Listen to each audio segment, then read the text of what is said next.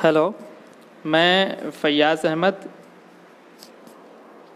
मैं जय भीम कारवां का शुक्रगुज़ार हूँ कि जय भीम कारवां ने मुझे अपना मंच प्रदान किया बात करने के लिए। अमूमन ज़्यादातर हम जैसे इस समाज की जिस लोकेशन से हम लोग आते हैं, अक्सर जो है हम जैसे लोगों को कोई मंच नहीं मिलता है, ना हमारी कोई बात करता है, ना हमारी कोई बात सुनता है, ना हमारी समस्याओं को समझने की कोशिश की जाती है। तो जय भीम कारवां ने मुझे मौका दिया यहाँ बात करने के लिए पूरी पसमानदा समाज की तरफ से, तो मैं उनका धन्यवाद करता हूँ। और मुझे जो टॉपिक दिया गया है, जो सूफ़ीवाद है या सूफ़ी परंपरा है, उसका एक जो मिथक है समाज के अंदर, पहले तो इस्लाम को लेके बड़े मिथक फैले हुए हैं कि इस्लाम में ऊंच नीच नहीं है, जातिवाद नहीं है। फिर सैयदवाद जो है उसको लेके बड़ा लोग एक पॉजिटिव एटीट्यूड रखते हैं। मैं ये नहीं कहता कि वो गलत है, लेकिन उसकी एक एनालिसिस होनी चाहिए। मैंने उसको ज़रा सा वो देखने की कोशिश किया है। मैं ये मानता हूँ कि सैयदवाद जो है, सूफ़ी परंपरा सैयदवाद का पोषक है। मेरा एक आर्टिकल भी इस पे है, आप उसको देख सकते हैं। मैं इसी टॉपिक पे आज बात रखूँगा। मैं अपनी बात शुरू करता हूँ। थोड़ा सा सैयदवाद, थोड़ा सा ये अगर आपको सूफ़ीज़म समझना है कि सूफ़ीज़म क्या है, कैसे है, और उसका कास्ट लोकेशन क्या है, वो किस तरह से जातीयता को बढ़ावा देता है, वो किस तरह से एक ख़ास जाति, एक ख़ास वर्ग विशेष को ही वो आगे प्रमोट करता है, उसी के वर्चस्व के लिए वो काम करता है।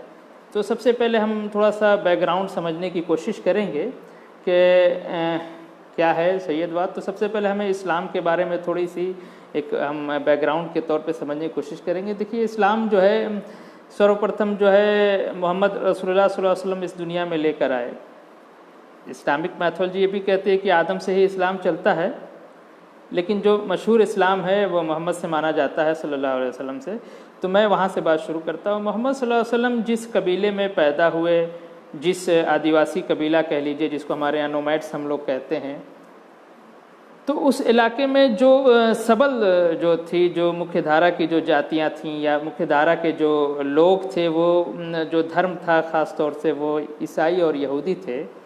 और यहूदियों की किताबों में इस तरह के वर्णन भी था कि मोहम्मद नाम से एक आखिरी पैगंबर आएंगे जो आपको सही रास्ते पर ले जाएंगे, आप सबको उसी को फॉलो करना है।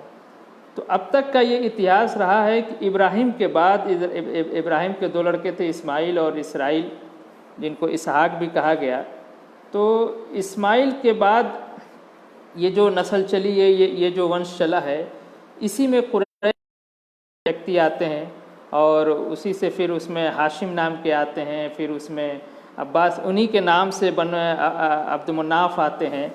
तो जैसे इंडिया में आप देखेंगे ब्राह्मण का जो एक सिस्टम है, तो उनके यहाँ जो गोत्र का सिस्टम है वह व्यक्ति के नाम पे ही होता है। उसी तरह अरबों में जो वो सिस्टम है, वहाँ पे जो कबीला सिस्टम कह लीजिए या जाति सिस्टम कह लीजिए या जो भी आप उसको कहना चाहें, नस्लवाद कह लीजिए, एक नस्ल एक वंश, मतलब बर्थ के अकॉर्डिंग जो फ़र्क है उसको वहाँ व्यक्ति विशेष के नाम से वहाँ कबीलों के नाम होते हैं। कुरैश व्यक्ति का नाम था, इसलिए कुरैश कबीला। कुरैश कबीले के अंदर आप चले आइए तो बनु हाशिम कबीला, बनु के मतलब पुत्र के होते हैं। उसी तरह वैस और खजरज कबीला था, जिसको बाद में अल्लाह के रसूल ने बहुत, वो इस्लाम की मदद करते थे इसलिए उन्होंने उसका नाम अंसार रख दिया, यानी अरबी में इसके मतलब होता है मदद करने वाला। तो इसका नाम अंसार रख दिया उन्होंने। और भी बहुत से कबीले हैं, बहुत से आपको नाम मिलेंगे। उनको कबीले के लेके एक दूसरे में आपस की लड़ाई झगड़े सब थे। बहरहाल कट शॉर्ट में ये कहना चाह रहा था कि कुरैश कबीले के अंदर भी अब्दुमन्नाफ में भी बनु हाशिम में मोहम्मद का अवतरण होता है। मोहम्मद सल्लल्लाहु अलैहि वसल्लम वहाँ आते हैं। तो जो सबसे ज़्यादा विरोध जो हुआ था, एक तो अरब का जो सोशल सिस्टम था, अरब का जो इकोनॉमिकल सिस्टम था, वहाँ से उनको बहुत विरोध हुआ। एक विरोध जो यहूदियों की तरफ से था, वो जो यहूदी धर्म के मानने वाले थे, उनका सबसे बड़ा विरोध था कि नबी चूँकि हमारे कास्ट में पैदा होता है, या हमारा जो वंश वृक्ष है, जो वंश चला आ रहा है इब्राहिम से, इसराइल होते हुए, इसीलिए कुरान में भी बनी इसराइल कहा गया। बनी के मतलब लड़के, इसराइल के लड़के। ये जो डायनेस्टी कह लीजिए या जो लिनेज चला आ रहा है, जो वंशक्रम ये चला आ रहा है, ये इसराइल के नाम से चला आ रहा है। तो जितने नबी अल्लाह ने भेजे उससे पहले, अल्लाह के रसूल से यानी मोहम्मद से पहले जितने भी नबी आए हैं वो सब बनी इसराइल में आए, इसराइल यहूदी नस्ल में आए। तो यहूदी कहते थे कि भाई नबी तो हमारे यहाँ पैदा होता है, वहाँ कैसे आ गया, चरवाहों के अंदर कैसे आ गया। और इस्लामिक विद्वानों ने लिखा भी है कि वो ऐसे लोग थे कुरैश और आसपास के जो मक्का जगह विशेष के, जो वो इतने उनकी हालत थी कि उस पर कोई हुकूमत करना पसंद नहीं करता था। तो उस पर इस तरह की उनकी दयनीय स्थिति थी, इस तरह से आपस में लड़ाई झगड़े मार, और उनकी सामाजिक स्थिति ऐसी थी कि उनसे कोई हुकूमत करना नहीं पसंद करता था। आज तो फिर भी पसमानदा के हालात ऐसे हैं कि लोग हमसे वोट मांगने आते हैं कि भैया हमें वोट दे दीजिए, लेकिन उनकी हालत इतनी दयनीय थी। तो उसी सोशल लोकेशन में मोहम्मद का जन्म होता है। वो एक धर्म लेके आते हैं, एक मैं समझता हूँ कि मोहम्मद सल्लल्लाहु अलैहि वसल्लम का जो धर्म था वो सोशल एंड इकोनॉमिकल रिफॉर्म था एक्चुअली, आप देखेंगे तो, जिसको बाद में अशराफ ने उसमें बड़ा घालमेल कर दिया। और इस्लाम मैं समझता हूँ इस वक्त सबसे मजलूम मज़हब इस्लाम है। बहरहाल, तो मैं ये कह रहा था, सैयद वो सूफीज़म को समझने से पहले थोड़ा सा बैकग्राउंड के तौर पे मैं इसको बयान कर रहा हूँ। तो यहूदियों को बड़ा, और ख़ास तौर से मोहम्मद को उनके जातीय आधार पर, उनके कबीलाई आधार पर, या उनके जिस कबीले में या जहाँ बर्थ के उसके हिसाब से लोग जो उस वक्त जो मुख्य धारा के लोग थे, जो बड़े लोग थे, जो बनी इसराइल से थे, यहूदी से थे, बड़ा लान तान करते थे।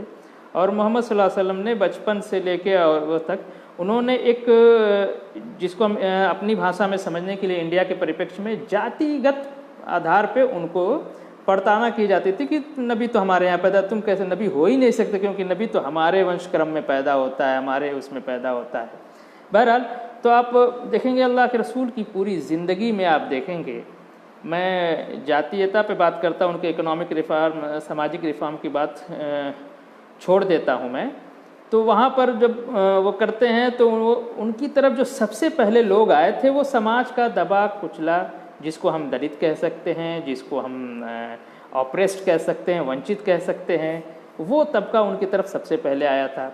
और जो सबसे विरोध जो सबसे मजबूत हुआ था वो उस वक्त के जो ईसाई यहूदी थे उनकी तरफ से, और दूसरा जो उनके घर ख़ानदान के लोग थे, उनका जो समाज था, ख़ास तौर से उनके घर ख़ानदान के लोग, क्योंकि मक्का की जो पुरोहितवाद था, मक्का का जो खाने काबा जिसको कहते थे, काबा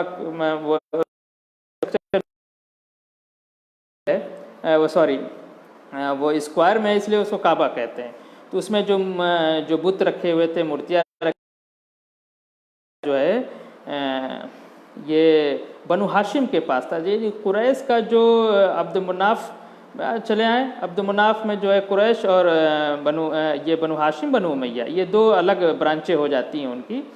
तो बनु हाशिम के पास उसका पूरा पूजा पाठ चढ़ावा ये सब देख रेख, जिसको आप धार्मिक कह लीजिए, ये उसके पास था। बनु उमैया के पास जो अस्करी निज़ाम था, जिसको कहते हैं सैनिक प्रशासन, उसकी देख रेख सुरक्षा करना, ये उनके पास था। ये दोनों जो है ये कुरैश का ही सेक्ट था ये।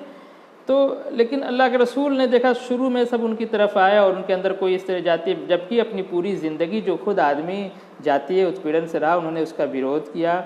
और उनके सबसे प्रिय में जो इनके दुनिया से जाने के बाद जो कब्र में उनको उतारा जा रहा था, उस वक्त हज़रत शकरान उनके पास थे। बिलाल का नाम बहुत आपने सुना होगा, शकरान का नाम किसी ने नहीं सुना होगा। मैंने अपने भांजे का नाम उसी से इंस्पायर होकर रखा था, हज़रत शकरान से। हज़रत शकरान जो है उनके ख़ास जो है उनके सेवक थे, उनके साथ रहते थे। नाम शकरान के मतलब होता है सुर्ख रंग वाला, लाल रंग वाला, लेकिन वो बिल्कुल काले थे, जैसे बिलाल हबशी थे। बिलाल हबशी चूँकि हबशा के रहने वाले थे, जिसे आजकल इथोपिया कहते हैं, इसीलिए वो हबशी कहले जाते थे।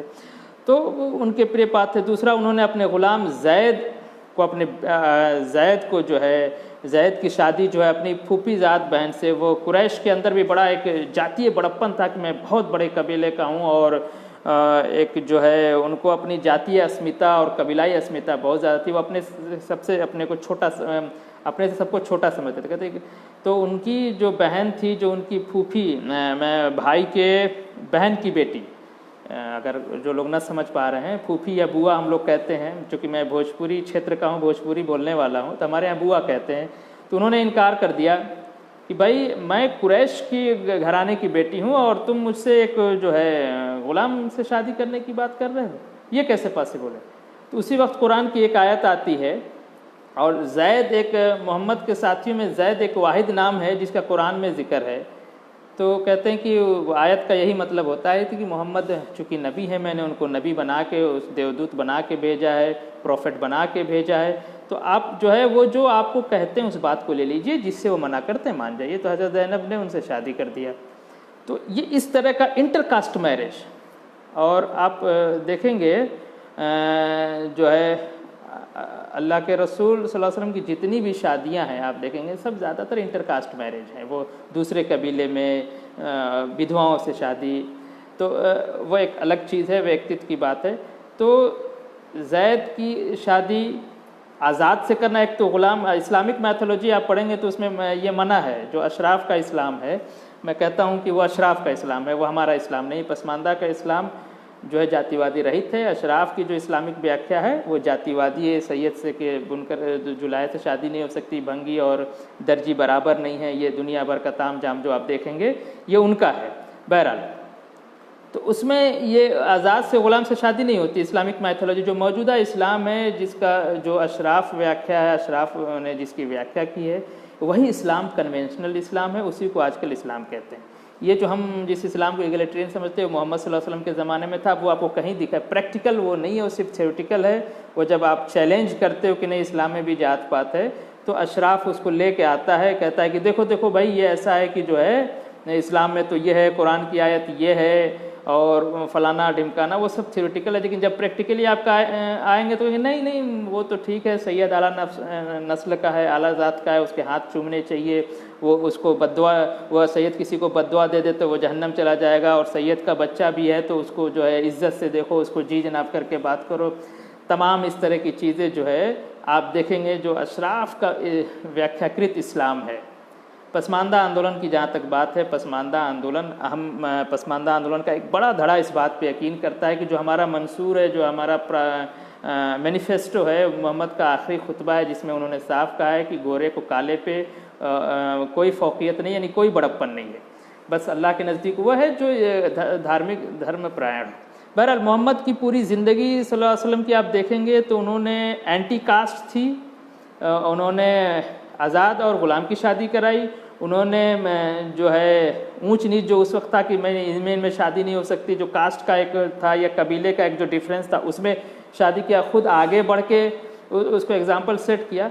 लेकिन वहाँ के बाद जब वो इस दुनिया से जाते वहीं से सारी गड़बड़ी वहीं से शुरू होती है।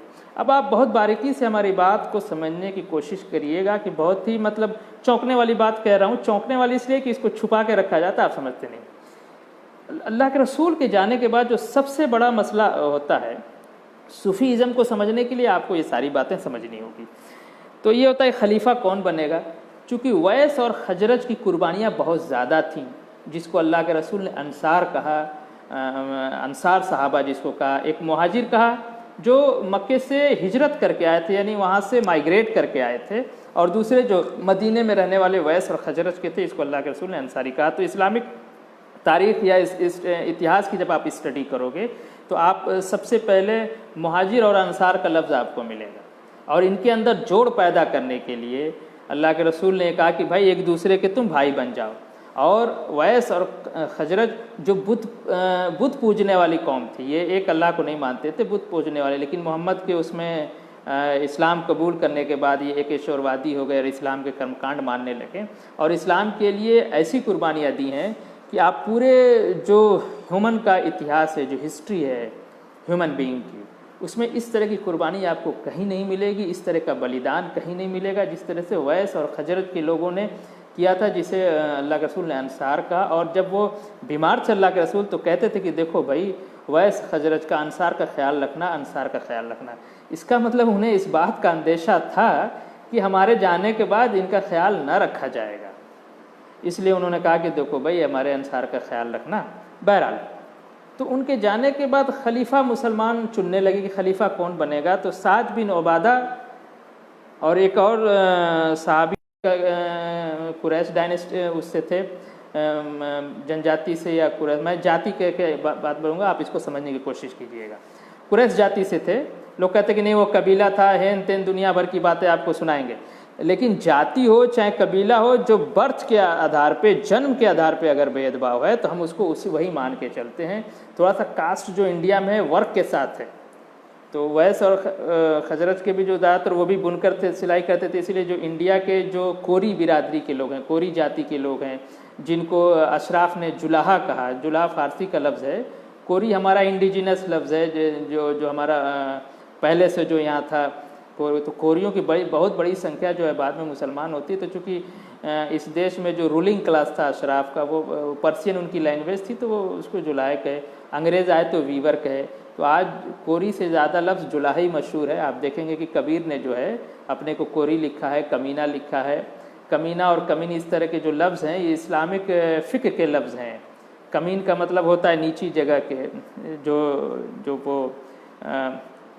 डाउन जो जगह होती है, उसी से वो लफ्ज़ बना है कि जो लोअर कास्ट हैं उसके लिए इस्लामिक फ़िक्र में रज़ील, कमीन, ज़ल्फ़, अजलाफ, अरजाल ऐसे करके लफ्ज़ हैं। तो कबीर ने अपने कोरी जुलाहा। बहरहाल तो मैं जात की तरफ चला गया थोड़ा सा, लेकिन मैं खुलेआम जात कह के, क्योंकि जब बर्थ के एतबार से अगर किसी को डिफ्रेंशिएट किया जा रहा है, डिस्क्रिमिनेट किया जा रहा है, तो वो जाति होगी।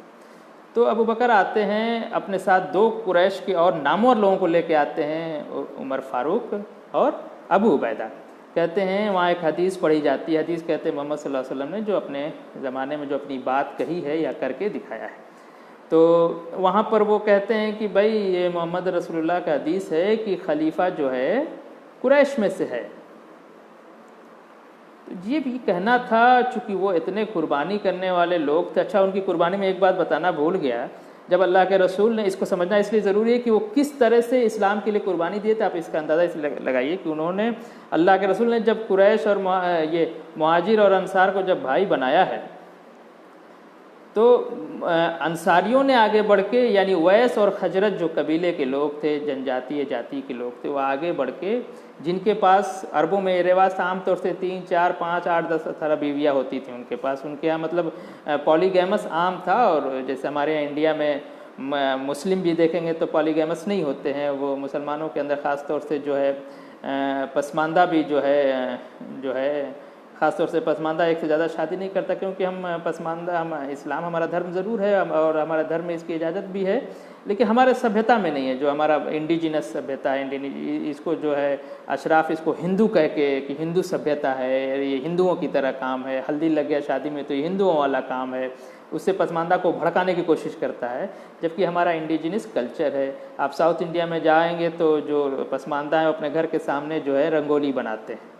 तो हमारा कल्चर वो हिंदुआना कल्चर नहीं। इस पर फिर कभी अगर मुझको जय भीम कारवां ने मौका दिया तो मैं सभ्यता संस्कृति भी बात करूँगा। अभी मैं जल्दी से उस पर आता हूँ कि सूफ़ीवाद किस तरह से वो सैयदवाद को प्रमोट करता है। तो इसके लिए आपको खिलाफत जो पहला खलीफा हुआ, वो जब ये बात कहते हैं, हाँ मैं वो बात कह रहा था, सॉरी, कि वो इस तरह से कुर्बानी देने वाले थे कि जिसके पास एक से ज़्यादा बीवियाँ थी, उन्होंने अपनी बीवियों को तलाक दे दिया कि भाई लो मैं तलाक दे दे रहा हूँ, तुम अपनी शादी कर लो। तो जो हिजरत करके आए थे मक्के से, जो कुरैश कबीले के थे, या जो मक्के में और भी जो प्रोमिनेंट कबीले बनु अदी थे, और भी बहुत से, इस वक्त मेरे नाम जहन में नहीं आ रहा है, तो उनको अपनी बीवियों तक दे दिया, ज़मीन जायदाद दे दिया। जिसके पास 2 बाग थे तो 1 बाग उनको दे दिया। इस तरह से एक भाईचारा मोहम्मद सल्लल्लाहु अलैहि वसल्लम ने कायम किया। तो जो पूरे मानव इतिहास में अपने आप में एक अनोखा और अनूठा प्रयोग था, और आज तक उसकी कोई फिर उसकी जो मिसाल आपको नहीं मिलेगी, ना उससे पहले ना उसके बाद। बहरहाल तो उसी वैस खजरत में से एक खलीफा ऑलमोस्ट साद बिन उबादा खलीफा चुन लिए गए होते हैं। लेकिन इधर अबू बकर आते हैं, कुरैश की तरफ से कहते हैं कि नहीं, जो है अल्लाह के रसूल ने कहा है साहब कि कुरैश खलीफा होंगे। खलीफा जो है अइम्मतुल मिनल कुरैश, खलीफा कुरैश से है। अब इस हदीस पे भी बड़ी एक लंबी चौड़ी बहस है। मेरा एक आर्टिकल है इस्लामी समता सच के आईने में, उसमें इस हदीस पे आप बहस देख सकते हैं। मैं उसका लिंक यहाँ देने की कोशिश करूँगा। तो उन्होंने कहा तो जब ये बात वहाँ का मजमा सुनता है तो पीछे हट जाता है कि भाई जब मोहम्मद ने ही कह दिया है तो इसमें हम क्या कर सकते। जो लोग ऐसे हैं कि अपनी बीवियों तक को दे दिया कि भाई उनका घर बस जाए और वो जो अपना सब कुछ छोड़ के आए हैं, वो लोग खिलाफत के लिए क्यों वो पीछे हट जाते हैं। और जब पीछे हटाते हैं और अबू बकर कहते हैं कि भाई मैं अपने साथ ये उमर को और अबू उबैदा को लेकर आया हूँ, ये दोनों कुरैश, इनमें से किसी को आप खलीफा बना लीजिए। तो उमर आगे बढ़ के कहते हैं, ये अशराफ की लिखी हुई बात है, मैं अपनी तरफ से घर में नहीं लिखा है, जिसको रेफरेंस चाहिए वो आराम से उसको देख सकता है, आपको रेफरेंस 1000 किताबों में मिल जाएगी। तो अब ये उमर कहते हैं कि भाई कि अबू बकर आपके रहते मैं कैसे खलीफा बन सकता हूँ, आप यारे गार हैं, अल्लाह के रसूल के साथ उस गार में थे जब आपको जो है कुरैश पीछा किए थे जो है मारने के लिए, तो आप छुपे थे। मतलब उनकी तारीफ में 2-3 बातें कहते हैं कि मैं आपके हाथ पे बैत करता हूँ। बैत करने का मतलब, बैत का लफ्ज़ी मतलब होता है बेचने के, बे से है अरबी में बेचने के, यानी बैत कर लेना, अपने आप को बेच देना कि मैंने वहाँ कुल मिला के बैत करने का मतलब नेता मान लेना कि अब आप खलीफा मान लेना, ये आप शॉर्ट में समझिए। तो ये अबू बकर खलीफा हो जाते हैं। अब यहाँ 2-3 पॉइंट्स आप समझने की कोशिश कीजिएगा। चलिए, अगर कोई इस तरह का प्रिंसिपल है तो खलीफा हो गए, लेकिन आप इस्लामिक इतिहास में साद बिन उबादा का नाम आपको ढूंढे जल्दी नहीं मिलेगा। दूसरा, इतिहास फिर ये नहीं लिखता कि साद बिन उबादा के साथ क्या हुआ, कहीं कहीं ये आया है कि वो मजमे में कुचल दिए गए कि भाई वो खलीफा नहीं बना। इस तरह का डिस्क्रिमिनेशन वहीं पर हो जाता है। और जो इस्लाम का पहला खलीफा जो चुना जाता है, खूब अच्छे से सुनिए, वो on the basis of caste चुना जाता है, मेरिट पे नहीं। बहुत ताज्जुब हो रहा होगा आप लोगों का जब वो आगे मजमे में ये कहते हैं कि भाई खलीफा जो है कुरैश से है। आप कुरैश कौन होगा भाई, कुरैश तो भाई बर्थ होगा ना, मेहनत करके कोई कुरैश नहीं बन सकता, जैसे आजकल पचपंदा को लोग समझाते रहते कि भाई इल्म हासिल करिए, इल्म हासिल करके आप सब हो जाएंगे, और अपने लड़के से राजनीति करवाते हैं अशराफ। बहरहाल, तो ये होगी। दूसरी चीज़, उनका जो पारितोषिक तय होता है वो एक लंबी कहानी है, मैं थोड़ा सा शॉर्ट में अपनी बात कहना चाहूँगा, बहुत वो वक्त ज़्यादा हो जाएगा। तो उनका जो पारितोषिक तय होता है कि सैलरी कितनी होगी, उसमें 2 पॉइंट हैं, एक तो जात है, दूसरा जो है क्षेत्र है। यानी कुरैश का सरदार, मक्के के कुरैश का सरदार, कुरैश मक्कई में होते थे कि एक जो मक्का का रहने वाला कुरैश का सरदार है उसको मंथली कितनी इसको दे दिया जाए कि उसका रख रखाव मेंटेन हो जाए, उस आधार पे पारितोषिक तय होता है। बहरहाल खलीफा हो गए, अंसार वहीं से पीछे हो गए। अब अंसार यहाँ से पूरे इस्लामिक खिलाफत का जो भी ताना बाना है या पूरे इस्लाम में, अब कभी किसी अंसार को, अंसार मतलब वैस हजरत को कभी आप खिलाफत का दावा करते हुए नहीं पाएंगे, कभी खलीफा के लिए लड़ाई में जंग में नहीं पाएंगे। अब आइए, पहले वैस हजरत साइडलाइन हो गए, अब आए कुरैश के लोग। अब यहाँ से देखिए क्या चक्कर चलता है। अबू बकर जब जाने लगे तो उमर को खलीफा बना के नामजद बना के जाते हैं। शायद वो एहसान उतारा हो उन्होंने, जब वहाँ उमर ने उनको कह दिया कि नहीं आप खलीफा बनेंगे, तो अबू बकर ने इनको खलीफा बना दिया, नामजद ही कर दिया। उमर जब जाने लगे तो उन्होंने 6 लोगों को बना दिया, 6 कुरैश से ताल्लुक़ रखते थे, उसमें से उस्मान खलीफा बने। और बात जाके आखिर में फंसती है उस्मान और अली में कि कौन खलीफा बनेगा, तो खैर दोनों लोग नहीं छोड़ते हैं। तो बहरहाल वो अब्दुर्रहमान बिन औफ जो है उस्मान को खलीफा नामजद करते हैं। बहरहाल उस्मान का शुरू का जो शासनकाल है सही चलता है, उसके बाद में झगड़े वगैरह होने लगते हैं कि भाई, और उस्मान पे रज़ी अल्लाह तआला अन्हु पे जो सबसे बड़ा इल्ज़ाम था ये था कि अपने ख़ानदान विशेष के लोगों को, अपने जाति विशेष के लोगों को ये ओहदे दे रहे हैं, शासन प्रशासन में उनकी ज़्यादा भागीदारी दे रहे हैं, तो उनके ऊपर बहुत से इल्ज़ाम थे। ये सबसे बड़ा इल्ज़ाम था और इसी को लेकर उनके खिलाफ विद्रोह हो जाता है।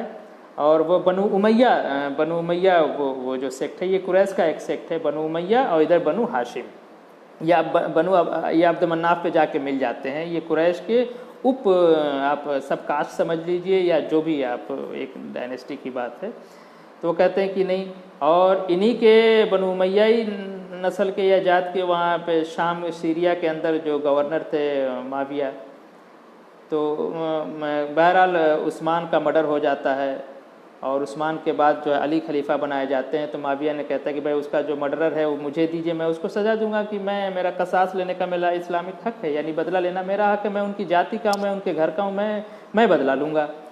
तो अली इससे इनकार कर देते हैं और वहीं से जो है इस्लाम में 2 पैरेलल शासन चलते हैं। एक का नेतृत्व माविया करते हैं, कुरैश के जो सब कास बनु उमैया से थे, एक का जो है बनु हाशिम से करते हैं, अली करते हैं।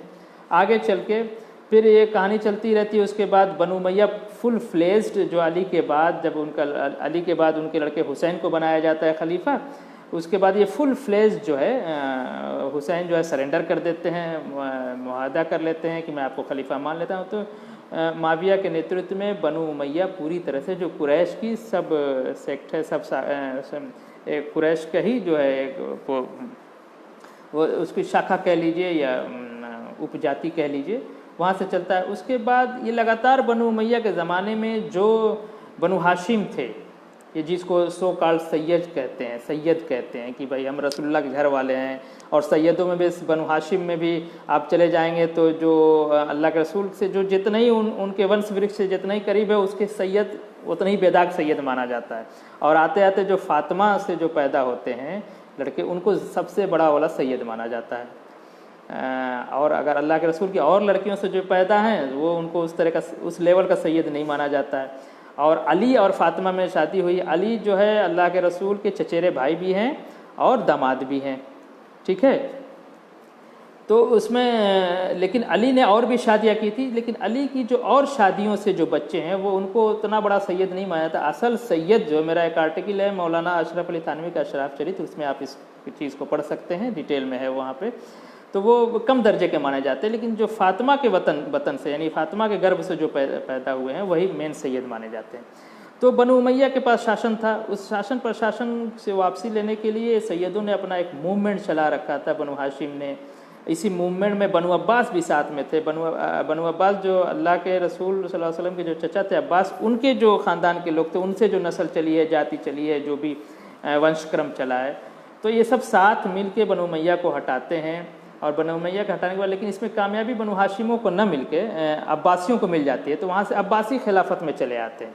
यहाँ से एक बड़ा सा एक थोड़ा सा सिनारियो चेंज होता है, यहीं से सूफीवाद का जन्म होता है। अब देखिए क्या मसला कैसे चलता है। वहाँ जब ये अब्बासियों को हुकूमत मिल गई तो अब्बासियों के खिलाफ भी सैयदों ने बहुत बार बगावत, इसको खरूज कहते हैं इस्लामिक इस्तिलाह में, इस्लामिक टर्मिनोलॉजी में खरूज कहलाता है, यानी जमी जमाई खिलाफत जो है शासन के खिलाफ जो बगावत करना उसको खरूज कहते हैं। तो नफ्स ज़किया एक बड़ा नाम है। ये भी नफ्स ज़किया अपने माँ के नाम से ज़्यादा मशहूर है क्योंकि अली के जो है गैर फातिमी लड़के हैं ये, तो उतने बड़े सैयद नहीं बह रहा। तो आप देखेंगे जो सैयद लोग हैं उनके कई बार तकरीबन 50-52 मसूद आलम फलाही साहब की एक किताब है हिंदुस्तान में ज़ात पात और मुसलमान, उसमें आप डिटेल में ये चीज़ आपको मिल जाएगी। तकरीबन 52 लोग जो है उसको बगावत करते हैं, लेकिन वो सत्ता शासन नहीं पाते हैं। इसी दौरान कुछ लोग मिल के जब देखते हैं कि जो भौतिक शासन है, सत्ता है, वो जब भौतिक शासन और सत्ता नहीं प्राप्त कर पाते हैं तो ऐसी सूरत में एक आध्यात्मिक शासन की परिकल्पना रखी जाती है जो सूफीज़म है। अब आप कहेंगे कि नहीं, अब सूफीज़म की आप कहानी देखेंगे तो ले जाके असहाब सुफ़ा से जोड़ते हैं कि मस्जिद नबवी के सामने एक जो है एक सेकंड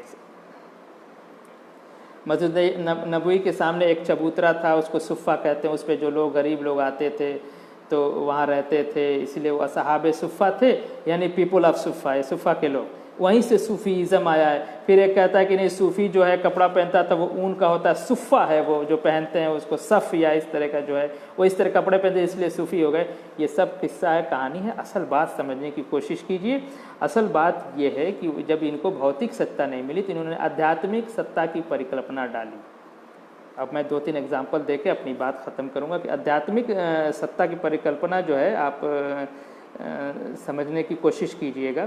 जिस चीज़ को भी मैं 15-10 मिनट पहले बात ख़त्म कर दूंगा ताकि लोगों को जो क्वेश्चन पूछना है वो अपना सवाल अपने कमेंट बॉक्स में डालिए। विपिन टाइगर जी कुछ कहना चाह रहे हैं, मैं एक एक करके उस सवाल का भी आपसे जवाब दूंगा। बिल्कुल खुल के पूछिए। मेरे लिए खुशकिस्मती की बात है कि पहली बार मुझे जो है जय भीम कारवां ने मौका दिया, वरना पसमानदा को कहने सुने कोई मौका नहीं देता है। तो आप दिल खोल के अपनी बात रखिए, मैं हर सवाल का जवाब देने की कोशिश करूँगा।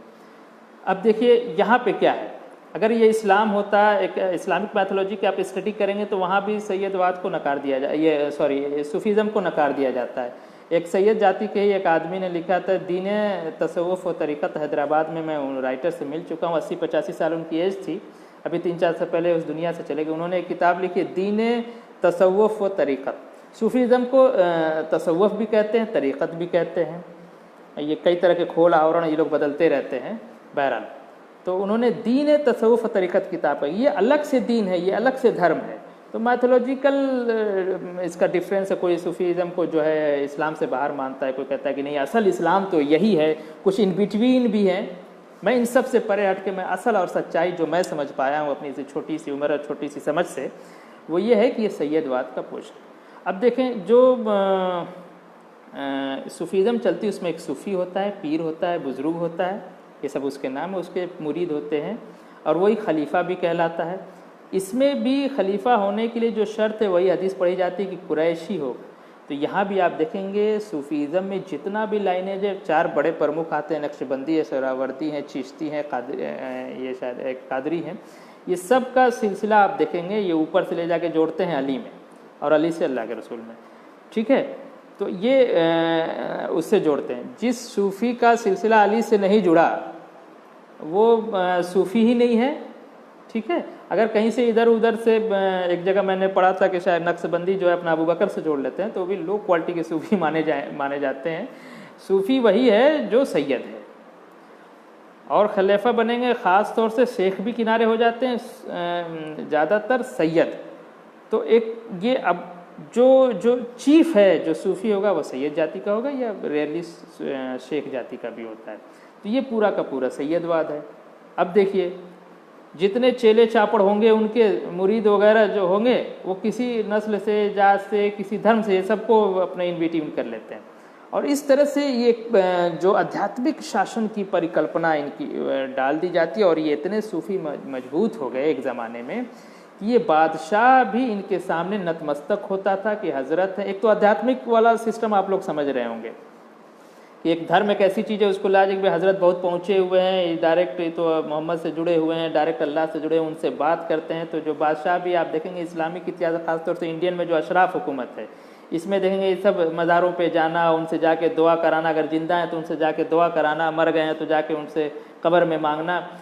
तो ये एक सिलसिला तो इतने ताकतवर थे कि लोग डरते थे, राजा महाराजा बादशाह भी इनसे डरते थे कि नहीं हज़रत की दुआ ले लो जो है। तो इस तरह से एक स्वयंभू जो है बेताज के बादशाह थे ये, और बहुत शान से आज भी कहते हैं कि शाहों के पैर वलियों के वो मनोरा क्या उसका जो एक शायर है वो उसका शायर तो कि हमारे यहाँ तो वली, तुम्हारे शाहों का हमारे यहाँ तो ऐसे ऐसे वली गुजरे साहब कि शाहों के पैर जो है, शाहों के जो है ताज जो है उनके पैर में रखे हो। तो झूठ नहीं कहते, वो सही कहते हैं, वो इतने ताकतवर थे। जैसे थोड़ा सा समझने के लिए आप समझिएगा कि वो जैसे पोप था एक ज़माने में, जब मेडिवल यूरोप की मेडिवल हिस्ट्री आप पढ़ेंगे तो वहाँ पोप आपको मिलेगा। तो पोप जिस तरह से मजबूत होता था कि बादशाह भी जो होते थे वो पोप के सामने नतमस्तक होते थे। ये एक पूरा सिस्टम जो बना था आप देखेंगे सैयदवाद का ही आसपास बुना हुआ है। पूरी की पूरी नस्ल परस्ती, जातीयता उसी का द्योतक है। और ये कहीं भी गए उसी की तरह से आते। दमादम मस्त कलंदर अली दा पहला नंबर, सूफियों का बड़ा मशहूर गाना है कि अली का ही पहला नंबर है। ये खिलाफत जब अबू बकर हुए थे तो वहीं से झगड़ा शुरू था कि नहीं अली को होना चाहिए, उसके घर के हैं तो अली ज़्यादा हकदार हैं, ये है फलाना ढिमकाना। ये बहुत सी मिलेगी, थोड़ी सी शॉर्ट में कहता हूँ। दूसरी चीज़ एक सबसे मजबूत आप देखेंगे कि सूफ़ी में जो है कई उसकी कैटेगरी है। कोई गौस होता है, कोई कुतुब होता है, कोई औताद होता है, कोई निखबा होता है, कोई अबरार होता है, कोई अब्दाल होता है। ये सब जो है ना प्रशासनिक पोस्ट हैं। ठीक है, अमेरिका की डेमोक्रेसी से लेके भारतीय की डेमोक्रेसी से यही गौस और कुतुब अब्दाल चला रहे हैं, ये आप समझ लीजिए। इनका ये मानना है और इनकी संख्या निर्धारित है। गौस या कुतुब जिसको कहते हैं वो एक होता है पूरी दुनिया में। ठीक, अब उसके नीचे जैसे प्राइम मिनिस्टर हो गया या हेड ऑफ द एडमिनिस्ट्रेटर हो गया किसी भी कंट्री का, प्रेसिडेंट या प्राइम मिनिस्टर, उसके नीचे सब रहते हैं जैसे उस तरह से।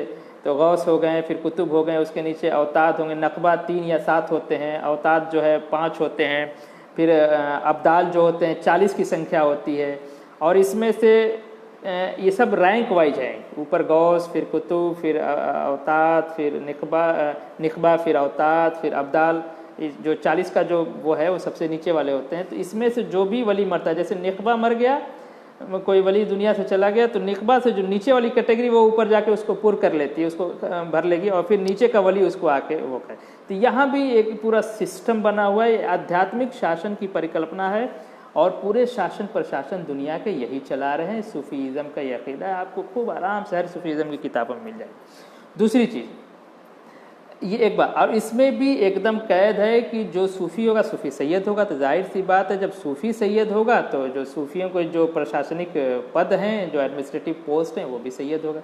दूसरा, ये महिलाओं को भी वंचित रखते हैं, महिला सूफ़ी नहीं हो सकती। एक बहुत राबिया बसरी का नाम आता है, वो एक नाम कहने सुनाने के लिए है, लेकिन आप वो देखेंगे कि जो है कोई भी बैत लेने का सिस्टम है, चाहे मुरीद बनाने का सिस्टम है, ये सब एक तो मर्द होंगे, दूसरा सैयद जाति में होंगे।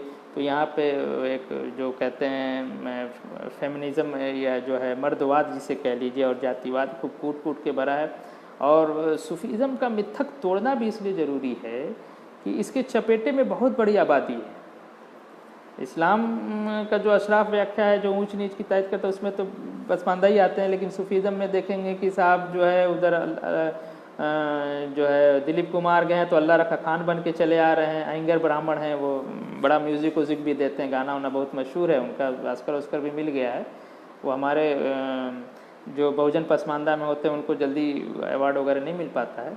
जबकि आप देखेंगे काम से या क्वालिटी से या हुनर से जो पसमानदा बहुजन के पास ही असल हुनर होता है। बहरहाल, तो मैं ये कह रहा था कि सैयदवाद का जो इस तरह का एक स्ट्रक्चर इन लोगों ने जो बना के रखा हुआ है, वो पूरी की तरह पूरी एक कास्ट को ही वो करता है। और अगर उनके मुरीदों में जो बहुत क्वालिटी वाला भी हो, लेकिन वो सैयद नहीं है, शेख नहीं, किसी अन्य कास्ट का है, तो ये उसको खिलाफत नहीं देते हैं। रिसेंटली अभी भी सैयदवाद, अभी भी ये सूफीज़म चलता है, और इसमें इस्लाम का फिर सेक्ट ले आते हैं कि नहीं शिया मानते हैं, नहीं सुन्नी मानते, नहीं हम तो देवबंदी हैं, हम तो सूफीज़म नहीं मानते हैं। तो ये कहते ज़रूर है, लेकिन आप देवबंदियों में भी आपको तसव्वुफ़ मिलेगा, तरीक़त मिलेगा, सूफीज़म मिलेगा, बरेलवी में मिलेगा, सब में मिलेगा, इस्लाम के जितने से कास्ट हैं। लेकिन वहीं जातीय बड़प्पन मिलेगी, जातीय अस्मिता, उसी को लेके चलते हैं कि नहीं सैयद ही होगा, शेख भी होगा।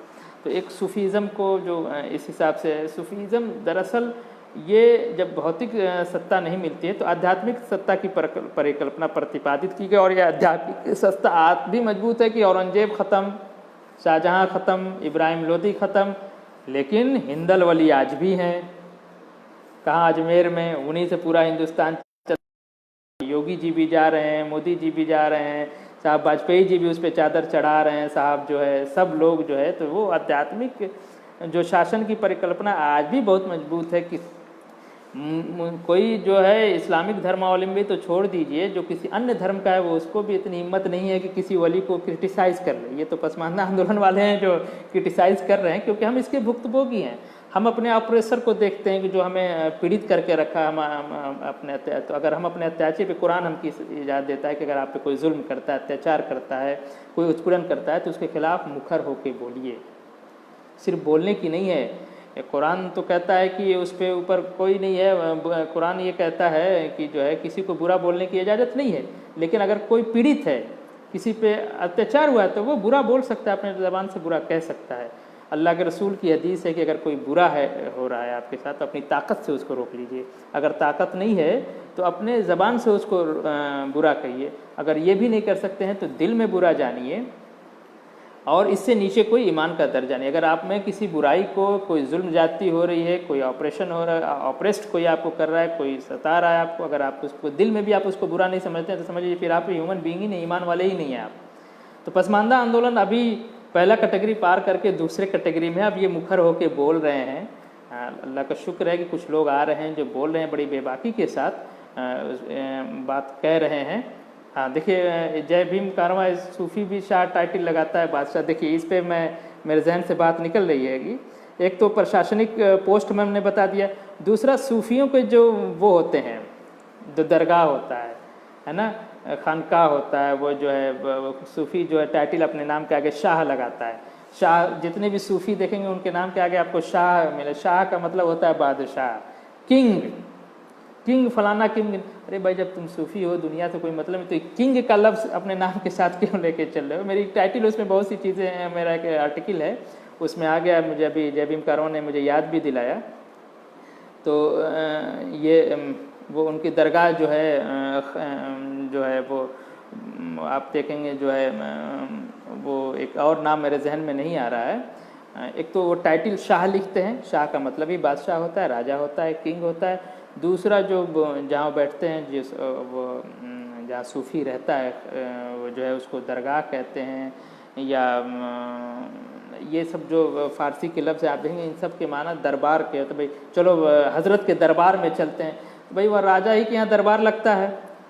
तो ये जो शब्द भी है उसको भी देखेंगे, जो मोतक़िद लोग हैं जो मानते हैं उनको बादशाही समझते, कहते हैं कि नहीं पूरी कायनात पूरी दुनिया यही चला रहे हैं, यही अवतार चला रहे हैं, यही निकबा हैं, यही गौस हैं, इन्हीं के दिन पे चल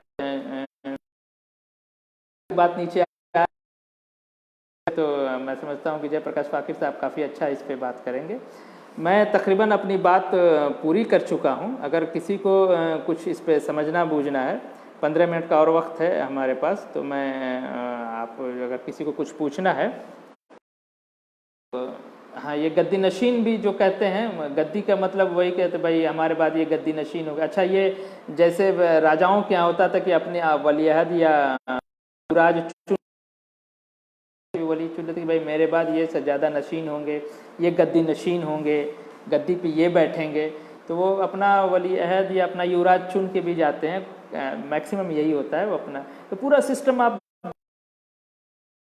की परिकल्पना है जो है आप उसको जो है ये और कुछ नहीं। और मुस्लिम जो अशराफ राजा बादशाह तो चलेंगे, लेकिन इनके आध्यात्मिक शासन आज भी चल रहा है। आज भी जगह जगह आपको मज़ार मिलेंगे, वली मिलेंगे, और उसी तरह से वो हमारे ब्रेन को कंट्रोल करते हैं, ख़ासतौर से पसमानदा के और बहुजन के। आप देखेंगे बहुजन पसमानदा इसमें ज़्यादा इस फेर में पड़ा हुआ है। अब मैं कमेंट पढ़ने की कोशिश करता हूँ, अगर किसी को कुछ पूछना है तो मैं इस पे वो करता हूँ।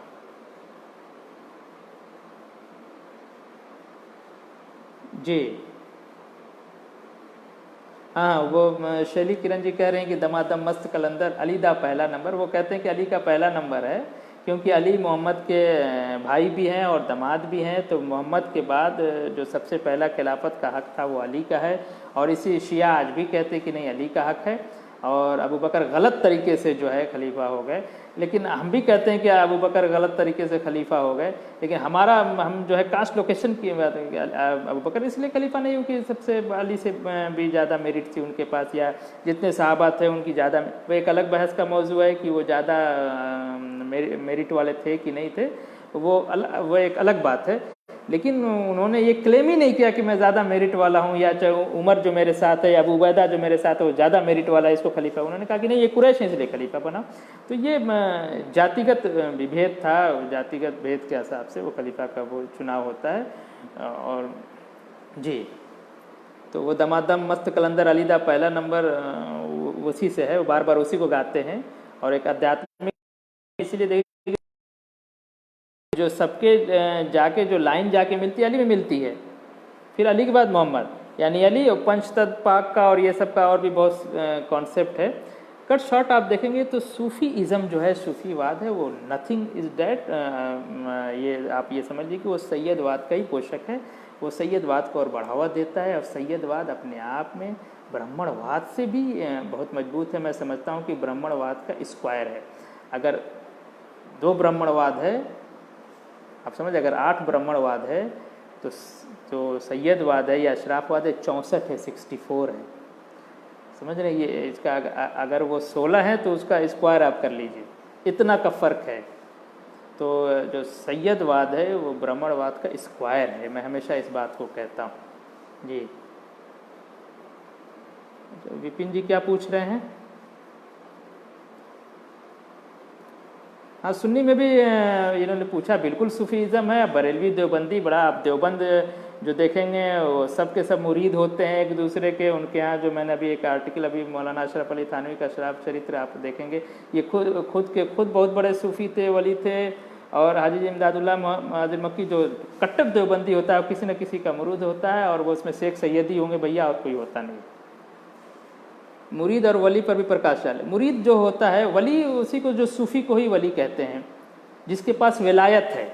ये टर्म है, इस्लामिक टर्म है, विलायत है, यानी जो वली है, जो विलायत का धारण करने वाला वली हो गया। मतलब जो एक उसने अपने पीर से, पीर, वली, खलीफा, ये सब एक ही पोस्ट है, नाम अलग अलग है। प्राइम मिनिस्टर, प्रधानमंत्री, ये सब नाम अलग अलग है। और वो उसका जो चेला है मुरीद, तो मुरीदों की संख्या बहुत होती थी। उस मुरीदों में भी यह है कि बहुत करीबी मुरीद हैं, जो उनका शिष्य है वो मुरीद कहलाता था। उन्हीं मुरीदों में से फिर खलीफा होगा, वली होगा, और वो अपने जाने से पहले चुन भी लेते थे।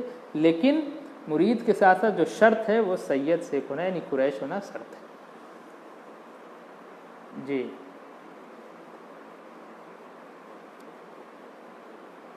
जी शैली जी, मैं आपकी बात नहीं समझा। कुर्बानी कमज़ोर करता है, सत्ता वर्चस्वशाली भोगता है। तो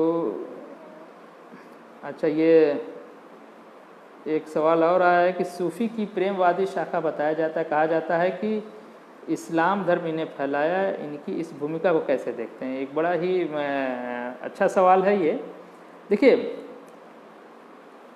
ये जो आध्यात्मिक शासन की परिकल्पना है कि भाई हम ईश्वर तक हमारी पहुंच है, और वो ईश्वर तक पहुंच भाया फातिमा अली होते अल्लाह के रसूल से है, और ये जो प्रेम की बात है, जाहिर सी बात है, जो आध्यात्मिक शासन की परिकल्पना है, प्रेम उसके, ये अब तलवार तो यूज़ नहीं कर सकते हैं, तो प्रेम एक हथियार के रूप में इन्होंने यूज़ किया था कि प्रेम भाव से ले आओ।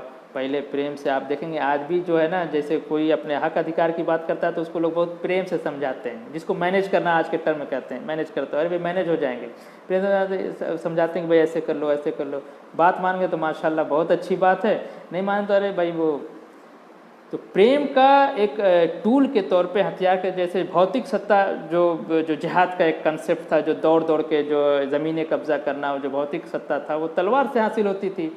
और प्रेम, जो सूफीज़म का था, वो उनके पास प्रेम का हथियार था। इसीलिए ये सबको, जिसको आज को बहुत हिंदू मुसलमान सब उनके दरवाजे पे जाते हैं, ये तो प्रेम से इन्होंने लोगों को ब्रेन वॉश करके अपनी सत्ता बनाई। प्रेम अगर इनको होता हमसे, तो भाई पसमानदा को भी तो खिलाफत दे देते, वली बना देते। पसमानदा को बहुत रेयर आप कहीं देख लेंगे कोई पसमानदा वली वगैरह होता हो, या किसी को खिलाफत मिली होगी। अगर मुझसे प्रेम है, प्रेमवादी शाखा है आपकी, लेनिन मौदूदी साहब कह रहे हैं, तो भाई कुर्सियाँ पे तो हमें भी बैठाते ना आप। तो ये ढोंग है, प्रेम का इनका ढोंग है, कभी ये प्रेम कर ही नहीं सकते। जिसके अंदर तासुब है, यानी तरफदारी है, वो कभी इंसाफ नहीं कर सकता है। हमेशा इस बात को याद रखिए। अगर आप किसी चीज़ को लेके बायस्ड हैं, तो कभी आप जस्टिस कर ही नहीं सकते। तो प्रेम, तलवार की जगह पे इन लोगों ने प्रेम को अपनाया। जी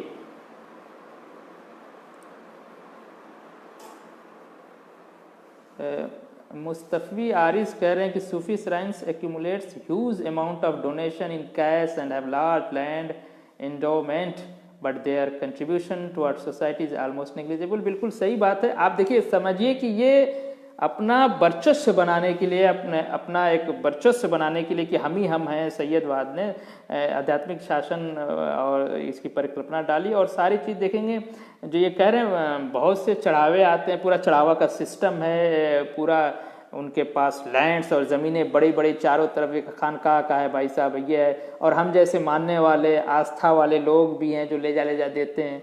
एक हमारे यहाँ जो पसमानदा जो ठेला लगा के दिन भर में 200 कमाता है, वो भी 100 रुपये ले जाके बाबा के मज़ार पे दे आता है। ठीक है, जिसके अंदर तासुब तरफदारी, वो प्रेम नहीं कर सकता। दुरुस्त फरमाया, थैंक यू मेरी इस बात को सपोर्ट करने के लिए। जी, और अगर किसी को कुछ पूछना है तो मेरे पास 8 मिनट का और वक्त है। मैं अगर किसी को सूफीज़म या तसव्वुफ़ पे, तसव्वुफ़, सूफीज़म, तरीक़त एक ही चीज़ है ना। आदमी कहता है शेख है, तरीक़त है, ये आप समझ लीजिए कि सूफ़ी है ये। तो अरबी लफ्ज़ है, पर्सियन लफ्ज़ है, उसमें घुमा घुमा के पसमानदा को, बहुजन को ये सब बेवकूफ़ बनाते रहते हैं। इसमें कुछ नहीं है, जातीय वर्चस्व है। इससे तौबा करके हमें आगे बढ़ना, हमें शासन प्रशासन में अपनी भागीदारी की बात है। अगर कोई सूफीज़म में जिसको बहुत अकीदा, कोई ऐसा पसमानदा है जिसको सूफीज़म में बहुत अकीदा है, और कोई ऐसा बहुजन है कि नहीं उसको बहुत अकीदा है सूफीज़म में, तो ठीक है, वो जो डायनेस्टी चली आ रही है अली और फातिमा से होते हुए, भाई उसमें हमें भी जगह दिला दो, हमें भी कहीं का सूफी बना दो, ताकि हमारी भी नस्ल, हमारा भी बेटा उस गद्दी पे बैठ के जो चढ़ावा आ रहा है, जो उसका एक असर है, रसूख है, जो बादशाहों को कंट्रोल कर लेना है, जो राष्ट्रपति प्रधानमंत्री को कंट्रोल कर लेना है, वो हमारे पास भी आए। सत्ता का केंद्र है ये सूफीज़म। और जो भौतिक सत्ता तो इनकी ख़त्म हो गई, लेकिन आज भी इनकी आध्यात्मिक सत्ता चल रही है। जी,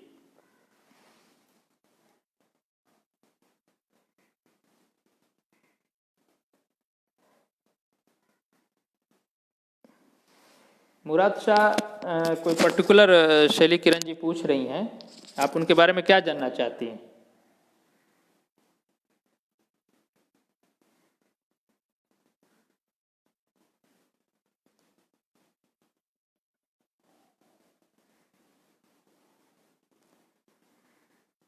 मैं कमेंट पढ़ने की कोशिश कर रहा हूँ, शायद कोई क्वेश्चन हो इसमें।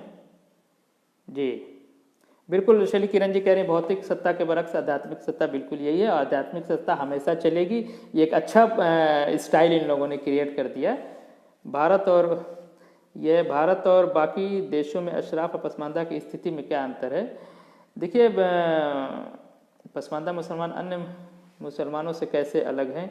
मिडिल ईस्ट की प्रेजेंट प्रॉब्लम भी सूफीज़म की देन है। यमन में रिबेल ग्रुप सैयद होने की वजह से खलीफा डिक्लेयर किया जाता है। हाँ ठीक है, ये वकार अहमद जो जनरल सेक्रेटरी हैं पसमानदा महाज के, पसमानदा मुसलमान अन्य मुसलमानों से कैसे अलग है, ये मैं सबसे पहले देखिए, पसमानदा मुसलमान जो है, एक तो ये देसी इंडिजिनस जिसको मूल निवासी आप कह लीजिए, वो मुसलमान है। नामदेव जी का ये प्रश्न है कि पसमानदा मुसलमान अन्य मुसलमानों से कैसे अलग है। देखिए एकदम विवेक साहब, आप जब अपने घर से बाहर निकलेंगे, समय कम है, 6 मिनट का समय है, मैं 2-3 सवाल मुझे यहाँ दिख गए हैं, मैं इसमें से पहले तो ये समझ लीजिए, एक तो इंडिजिनस है ये, जो यहीं की बहुजन जातियों से कन्वर्टेड है। ठीक है, कन्वर्जन पे भी एक बड़ी सी बात है कि कन्वर्ट को लिए एक बात समझ लीजिए, हम इस्लाम पढ़ के कन्वर्ट नहीं हुए, क्योंकि इस्लाम तो हम आज भी नहीं पढ़ पाते, क्योंकि आज भी अशराफ ने जो हमें मदरसों के अंदर एक तो पहले पढ़ाया नहीं, पूरे 850 साल की हुकूमत में कोई मदरसा कॉलेज पसमानदा के लिए, जनरल पीपल के लिए इन लोगों ने नहीं क्रिएट किया। तो कुरान आज भी हम सिर्फ पढ़ लेते हैं, तोते की तरह माने मतलब नहीं समझते हैं। तो ये भूल जाएं कि इस्लाम बहुत इग्लिटेरियन है, इस्लाम की शिक्षाएं और उसका प्रभाव लेके जो हम लोग मुसलमान हुए, ऐसा कुछ नहीं है। एक जगह हम उत्पीड़ित थे, और चूंकि शासक वर्ग का धर्म इस्लाम था, तो लोगों को लगा कि नहीं भाई हजरत तजिया उठा रहे हैं, तो शासक वर्ग के पीछे पीछे हम लोग वो जाके आदमी वही उसका धर्म। आज भी बहुत से पसमानदा ऐसे जिनको कलमा पढ़ने नहीं आता है, तो मैं नहीं समझता कि इस्लाम को वो देख के इस्लाम की शिक्षाएं से प्रभावित होकर, ये सब बेवकूफ़ बनाने वाली बातें कि इस्लाम से शिक्षा, अरे शिक्षा हम तक पहुंची नहीं। मैं पढ़ा लिखा डॉक्टर हूँ, मैं कुरान पढ़ के नहीं समझ पाता हूँ। ये अशराफ ने ये हमें इस तरह का एजुकेशन दिया है, तो मैं नहीं समझता कि उस वक्त हमारे बाप दादा से सदियों पहले इस बात को पढ़ के समझे होंगे। ठीक है, तो पसमानदा मुसलमान अशराफ विदेशी आक्रांता जो है, जिस आके ये विपिन जी का, नामदेव जी का जो प्रश्न था उसको मैं थोड़ा सा और साफ कर दूं। जो बाहर से आई हुकूमत जो आई तलवार के बल पे इस देश को जीता है, ये तलवार के बल पे जो अशराफ का इस्लाम है, जो इस्लाम कन्वेंशनल है, जो आजकल जो एकदम जो इस्लाम जो है चल रहा है, उसमें यह है कि जो चीज़ तलवार पे जीत ली जाती है उसकी हो जाती है। तो अशराफ के लिए ये देश जो है विजित प्रदेश है, एक जीता हुआ प्रदेश है। इसीलिए अंग्रेजों के आने के बाद जब इनको लगा कि नहीं ये हिंदुस्तान बाहर निकल जाएगा, तो इन लोगों ने पाकिस्तान बांग्लादेश बांट लिया, अब इनको कश्मीर भी चाहिए। पसमानदा के लिए ये देश उसकी मातृभूमि है, इसलिए पसमानदा देवभक्त होता है। इसमें कलाम पैदा होते हैं, जो APJ अब्दुल कलाम, आज उनकी पुण्यतिथि भी है। इसमें वीर अब्दुल हमीद पैदा होता है, इसमें आसिम बिहारी पैदा होते हैं, इसमें कबीर पैदा होता है, बहुत दिखा देंगे। तो जो इंडिजिनस है, जो किन्हीं कारणों से इस्लाम धर्म की तरफ आया, जो मुसलमान हुआ, ये अपने सभ्यता कल्चर के साथ जो है बढ़ता है। इस तरह से पसमानदा मुसलमान अन्य मुसलमान अशराफ मुसलमान से एकदम साफ आप देखेंगे। अशराफ मुसलमानों की ज़बान से आप पहचान लेंगे, पसमानदा मुसलमानों की बस्तियां देख के आप जान जाएंगे कि यार इंडिजिनस है, ये बहुजन की तरह लोकेशन है। मैं जिस कस्बे से उस कस्बे में आप जाएंगे जहाँ नट मुसलमान चमार हिंदुओं के साथ रहते हैं। अगर मैं हिंदू मुसलमान की बात, ठीक है। दूसरा सवाल जो है, शाह टाइटल को उदाहरण पर, जी, मुझसे ये मेरे लिए जय भीम कारवां की तरफ से आया है कि आप थोड़ा सा वक्त ले सकते हैं। बहुत बहुत शुक्रिया। ये मैं फिर दूसरे सवाल की तरफ चलता हूँ।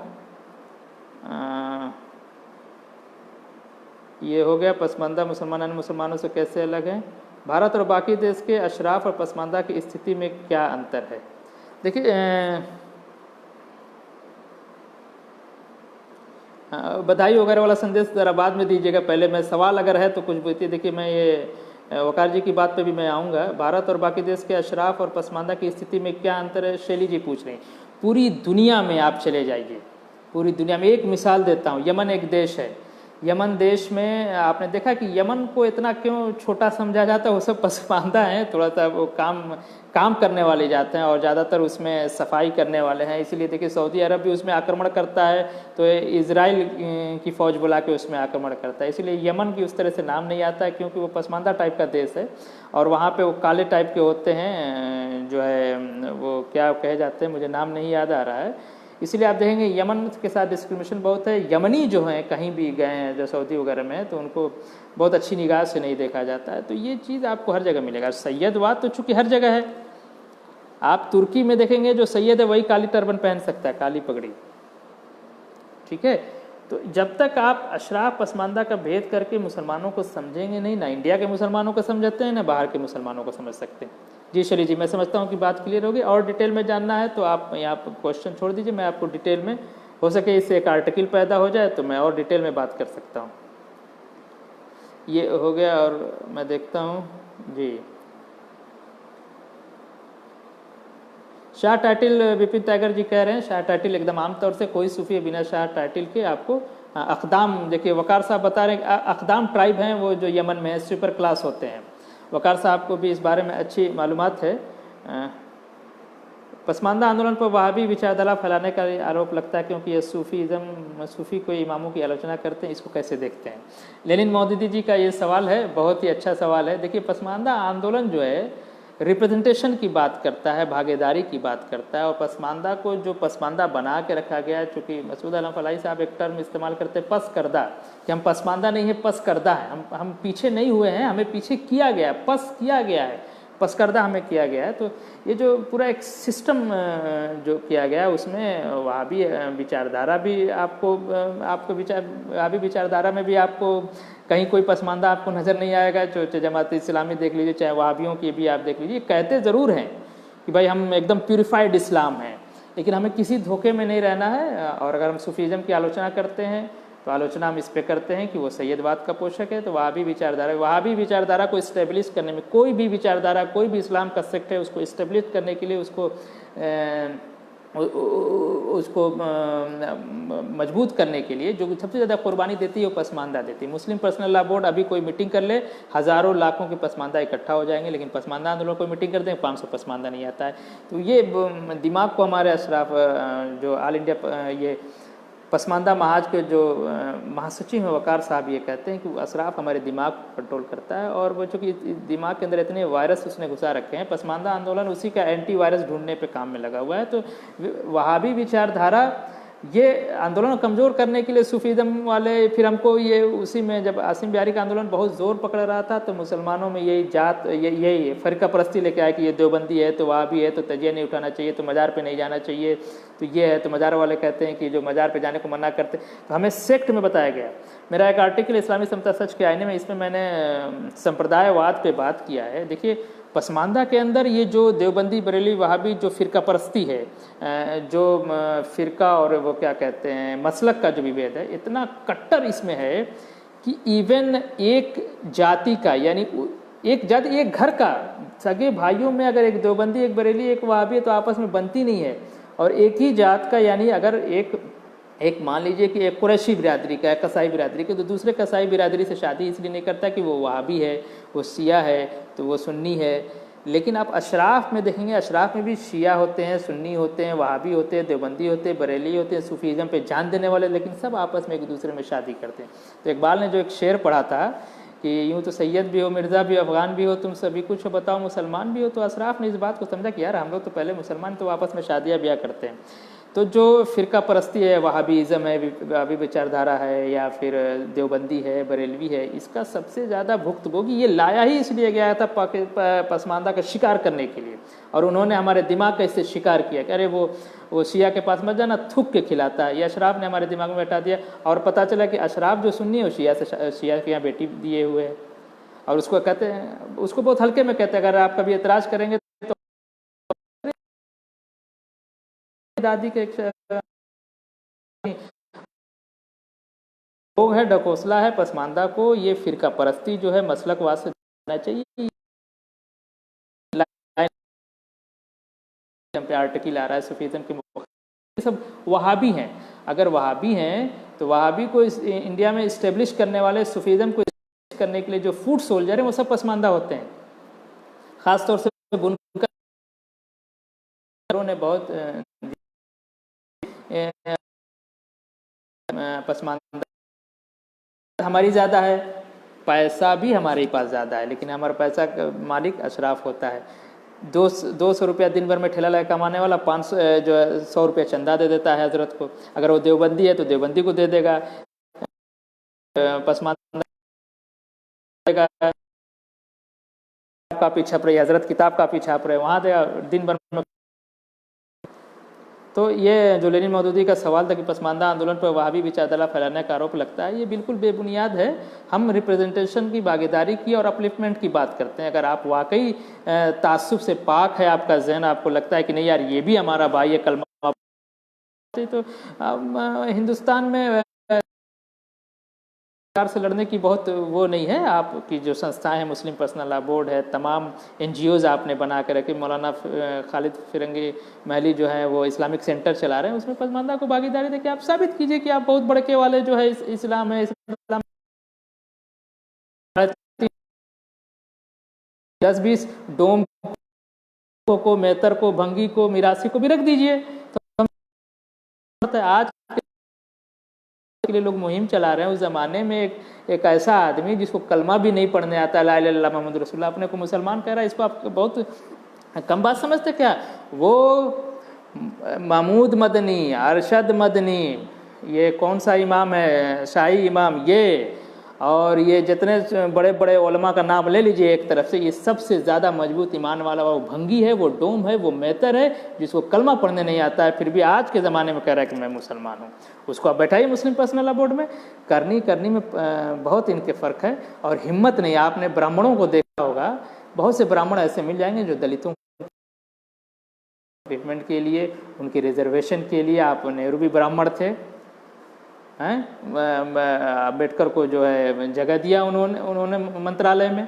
ऐसा कोई एग्जाम्पल मौलाना आज़ाद भी थे उस ज़माने में, हैं, वो अब्दुल करीम अंसारी को मंत्री नहीं बनने दे रहे थे, बनने दिया ही नहीं। वो तो सरदार पटेल निकल के आए तो उन्होंने जो उनको मंत्री बिहार में बनने दिया। ठीक है, ये तो इसमें धोखे में बात नहीं चाहिए। सबसे ज़्यादा मसलक के फॉलोअर पसमानदा ही होते हैं, सही बात है, मैंने इस पर अपनी बात रख दी है। शली जी बड़ी शुक्रिया। पसकर्दा सही टर्म है, बिल्कुल सही टर्म है। मसूद आलम फलाही के साथ हमारी कई बार इस पर बात हुई, करदा ही है, बहुत आगे बढ़ चुका है। पसमानदा नाम से हुआ कि चलिए पसमानदा नाम ही चले, पसमानदा है नहीं, पसकर्दा किया गया। करदा का मतलब फारसी का लफ्ज़ हो जाएगा, करदन से है, किया गया है, पसमानदा गया, ये बिल्कुल सही बात। और कोई सवाल है?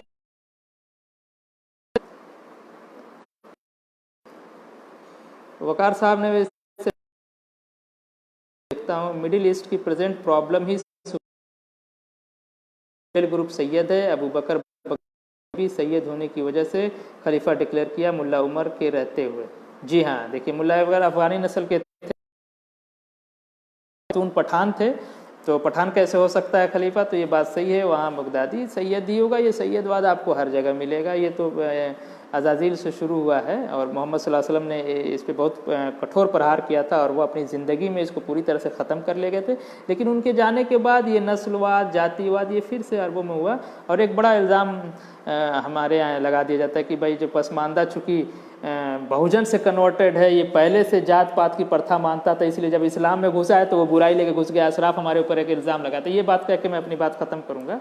ये बात बीच में आ गई कि अशराफ एक बड़ा इल्ज़ाम लगाता है हमारे ऊपर कि जो है ये सब गंदे लोग हैं, गंदगी लेके आए हैं, वरना इस्लाम तो बहुत पाक साहब मज़हब था साहब। हिदाया वहाँ अरब में लिखी जाती है, फ़िक़ह की सारी किताबें अरब में लिखी जाती हैं, मसलक सारे अरब में बनते हैं, ऊंच नीच सारे अरब में बनते हैं। तुम्हारा खलीफा पहले जो है जात के आधार पर अरब में बनता है, उसका पारितोषिक, उसके सैलरी वो वहाँ वो उसमें तय होती है, और बुराई हम लेके चले आ रहे हैं। मुस्लिम पर्सनल बोर्ड तुमने खोल रखा है, अगर तुम बहुत अच्छे हो तो उसमें हमें जगह दो, तो हम समझ जाएँ कितने इस्लाम तुम्हारा साथ। इस वक्त इस्लाम जो मौजूद है पूरी तरह से जातिवाद से ग्रसित है, वो अल्लाह के रसूल वाला इस्लाम है ही नहीं। आप अपने दिमाग से इस बात को निकाल लीजिए, अगर किसी को लगता है कि नहीं इस्लाम इगलिटेरियन नेचर का मज़हब है तो ये अपने दिमाग से एकदम निकाल लीजिए। और इस्लाम को लेके चलने वाला अशराफ है, उसकी जो व्याख्या है वही है। बहुत बड़े एक आलिम मौलाना अबू रहमान साहब आज़मी ने इस पर बहुत करारा चोट किया था, मसूद आलम फलाई ने इस पर करारा चोट किया, लेकिन इनकी बात को मानता कौन है? तो ऐसी बात नहीं है। वो सारा जो है वो बगदादी वाला जो जिक्र किया, जो सैयद है वही खलीफा होगा, चाहे सूफीज़म का हो, चाहे भौतिक शासन प्रशासन हो, चाहे आध्यात्मिक शासन प्रशासन हो। नामदेव जी बहुत शुक्रिया। जो है अगर आप हमारी बात को दूर तक पहुंचाएं, नामदेव जी हो चाहे जितने लोग भी देख रहे हैं, तो मैं समझता हूं कि ये हमारे लिए जो आप तारीफ़ी कलमात कहना चाहते हैं, जो हमें आप अच्छा कहना चाहते हैं, जो हमारी तारीफ़ करना चाहते हैं, ये मैं इसको चाहता हूं कि आप मेरी तारीफ़ मेरे ढंग से करें। मेरी तारीफ़ यही है कि आप मेरी बात को दूर तक पहुँचाएँ। अगर मेरी बात को जितना दूर तक, जितनी बहुजन पसमानदा में आप पहुँचा सकते हैं, अगर वहाँ तक आप पहुँचाते हैं तो मैं समझूंगा कि आपने मेरी तारीफ़ की या मेरे विश्लेषण को अच्छा कहा। अगर इसको आप दूर तक पहुंचाते हैं तो हमें किसी की ताली नहीं चाहिए, न ताली की गड़गड़ाहट हमें चाहिए, ना हमें अवार्ड चाहिए। हमें बस ये है कि हम जो कह सुन रहे हैं, हमारी बात को जन जन तक पहुंचाइए, इस देश के जनमानस तक पहुंचाइए, ताकि वो हमारे दुख दर्द को समझे और हमें जो तकलीफ़ है, परेशानी है, हमारा जो रिप्रेजेंटेशन की बात, मतलब अंडर रिप्रेजेंटेशन का तो इस्तिलाह हमारे ऊपर सच ही नहीं आता है। अंडर रिप्रेजेंटेशन उसको कहते हैं जिसका कुछ ना कुछ रिप्रेजेंटेशन हो। हम तो ज़ीरो से भी नीचे हैं, ज़ीरो से भी नीचे हैं। हमारा तो हम डेसिमल में भी नहीं है। आपने कभी नट, धोबी, भक्को, अलालकोर, मेहतर का नाम सुना है? कोई कहीं वार्ड मेंबर, किसी गांव का वार्ड मेंबर, किसी म्यूनिसिपल कॉर्पोरेशन का वार्ड मेंबर, एमएलए, एमपी तो बहुत दूर की बात है। दलितों के पास तो फिर भी 1000 से ज़्यादा विधायक हैं, 100 से ज़्यादा एमपी हैं। हमारे पास क्या है? तो अब अंडर रिप्रेजेंटेड ही नहीं। हम बहुत ही, हम ऐसी जगह है जहाँ पे आपकी निगाह नहीं जा सकती, आप सोच नहीं सकते, आप देख नहीं सकते हैं। तो हमारी बात को यहाँ मौका दिया गया कहने के लिए। आप हमारी बात को दूर तक पहुँचाए, यही हमारे लिए दाद है, यही तहसीन है, यही हमारे लिए ताली है। और आप हमको इस शक्ल में इसको वापस करेंगे कि आपका जो कहना कि शानदार और यथार्थ विश्लेषण, इसको दूर तक ले जाइए। मैं जितना तक कहता हूँ, क्या मैं अपनी बात कह चुका? क्या लोगों तक मेरी बात ढंग से पहुंच गई, या और किसी को कुछ कहना सुनना है? तो मैं अब ये जय भीम का 5 बजे से लगातार बोल रहा हूँ, और मैं पूरी रात बोलूँगा, मेरे लेकिन वक्त भी बहुत कीमती है। और मैं इसी के साथ अपनी बात को ख़त्म करता हूँ। बहुत बहुत धन्यवाद। आखिरी में मैं जय भीम कारवां का, जयप्रकाश फाकिर साहब का बहुत शुक्रगुजार हूँ कि उन्होंने एक ऐसे आदमी को बोलने का मौका दिया। मैं थोड़ा सा भावुक हो रहा हूँ कि हमारी बात कोई सुनना पसंद नहीं करता, हमें कोई देखना पसंद नहीं करता है। हम उस तरह के समाज के हैं कि हमारी समस्याओं को मुस्लिम करके ढक दिया जाता है। तो आपने हमें मौका दिया, बहुत लोग देख रहे होंगे, और मैं चाहता हूँ कि उस बात को बहुत दूर तक जाए, ताकि हमारी जो समस्याएं हैं, हमारे जो रिप्रेजेंटेशन है, जो भी हमारे मसाइल हैं इस देश में, हम इस देश के मूल निवासी होने के बाद भी जो है हम वंचित हैं, ये एक बात है। और जो बाहर से आया है, जिसने पाकिस्तान ले लिया, बांग्लादेश ले लिया, जिसे कश्मीर भी चाहिए, उसको आप सर पे रखें। जितने बहुजन आंदोलन के लोग हैं, जितने कम्युनिस्ट आंदोलन के लोग, ये सब मुसलमान के मतलब अशराफ को ही अपने सर पे रखे रहते हैं। भाई हम भी तुम्हारे हैं, कुछ हमें भी मौका है। और इंशाल्लाह जो है ये रोने चिल्लाने की बात नहीं है, हम इस हक़ को लेके रहेंगे। और समाज जाग रहा है धीरे धीरे, जो है नहीं है मासूम, वो कहें नहीं है नाउमीद। इकबाल अपने कश्त वीरा से ज़रा नम हो तो मिट्टी बड़ी जरखे, जैसा कि कश्त वीरा कहते हैं वीरान खेती। पसमानदा की खेती ज़रूर वीरान है, लेकिन आप यकीन रखिए कि इस वीरान खेती से हम नाउमीद नहीं है। ये भारत भूमि है, यहाँ क्रांति हमेशा जगी है। और ये क्रांति बिल्कुल जो फूका आसिम बिहारी ने, बाबा कबीर ने, और इसको इंशाल्लाह जो हम बहुत दूर तक लेके जाएंगे। जो भी सामाजिक न्याय की लड़ाई लड़ने वाले हैं, जो भी न्याय चाहते हैं, उनसे मेरी गुजारिश है कि इस बात को दूर तक पहुंचाएं, पसमानदा की आवाज़ उठाएं अपने मंचों से। मैं इसी के साथ अपनी बात कहता हूं। जय कबीर, जय जय आसिम।